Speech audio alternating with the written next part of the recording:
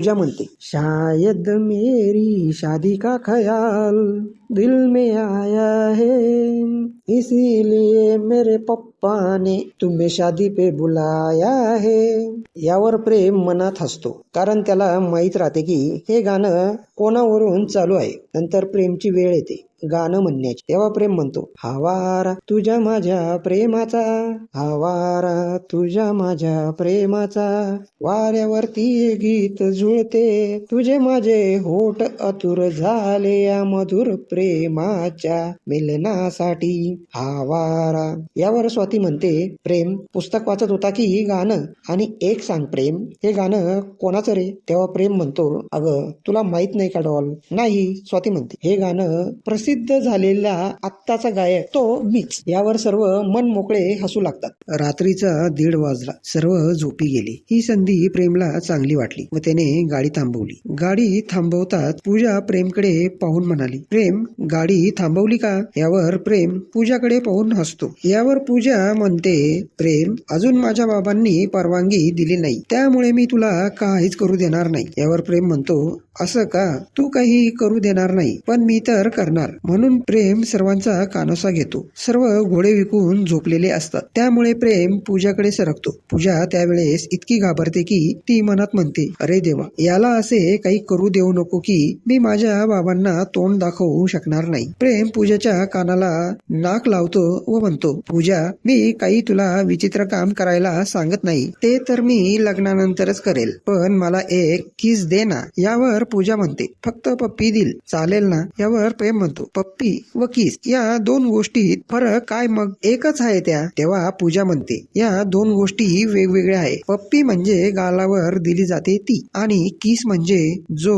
यावर प्रेम म्हणतो, मग मला तोच पाहिजे, दे ना. परंतु पूजा म्हणते, प्रेम काही गोष्टी मी मर्यादेच्या बाहेर जास्त काही करू शकत नाही, पण तुझ्या आनंदासाठी मी तुला तुझ्या गालावर पप्पी देते. प्रेम माझ्या वडिलांना माझ्यावर खूप विश्वास आहे आणि मी तो विश्वास कोणत्याच परिस्थितीत तोडणार नाही. पूजाच्या या गोष्टी प्रेमच्या मनाला चांगल्या वाटून जातात व प्रेम म्हणतो, पूजा माझ्या हातून असे कोणते पुण्य झाले होते की मला तुझ्यासारखी जीवनसाथी मिळणार आहे. स्वाती प्रेम व पूजाच्या सर्व गोष्टी ऐकत होती, पण स्वाती त्यांच्याकडे दुर्लक्ष करून आपल्या प्रेमाकडे आकर्षित होते. इंद्र झोपलेला असतो. यावर स्वाती इंद्रला जोरदार गालावर चावते. यामुळे इंद्र उठून जातो व म्हणतो, ए मांजरे झोप ना, किती त्रास, किती रात्र झाली, कळत नाही का तुला? रात्रीचे तुला काय खेळ सुचून राहिले आहे का? यावर प्रेम म्हणतो, डॉल काय चाललंय? यावर स्वाती म्हणते, तुझं झालं ना समाधान, आता मला पण करू दे. इतके बोलून स्वाती आपले स्कार्फ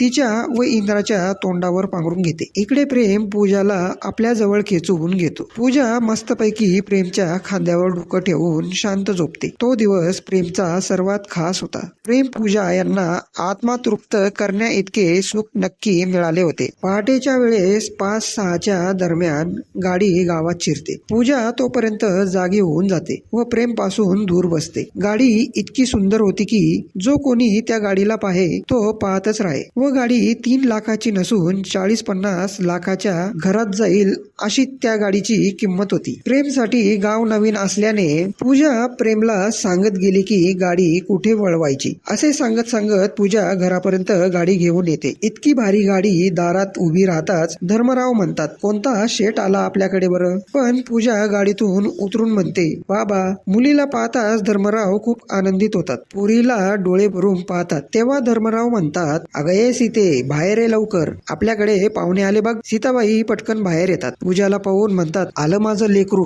शहरात राहून किती वाळून गेलं. तेव्हा धर्मराव म्हणतात, अहो तुमचं लेकरू वाळलं नाही, थोड्या प्रमाणात फुगून आलं आहे आणि त्या शहरातील कापडात आली आहे, त्यामुळे बारीकच दिसणार. अहो तुम्ही इथे का बोलत बसला, मध्ये तर चला. सीताबाई म्हणतात. यावर धर्मराव म्हणतात, पूजा तुझ्या मित्रमैत्रिणींना तर उठव, घरात झोपव त्यांना. पूजा एकाला उठवून आत नेते. प्रेम एका मोकळ्या जागेत गाडी पार्क करतो व धर्मरावांबरोबर घरात जातो. तेव्हा पूजा म्हणते, प्रेम रात्रभर गाडी चालवल्याने तू दमला असशील, चल मी तुझ्यासाठी गादी तयार केली आहे, तू झोपून घे. आम्ही सर्व झोपलो होतो. ज्याप्रमाणे पूजा प्रेमशी बोलत होती त्याप्रमाणे एखादी बायको आपल्या नवऱ्याला सांगते. तेव्हाच धर्मरावांच्या लक्षात आले की हाच तो मुलगा आहे त्याच्याबद्दल पूजाने सांगितले होते आपल्याला.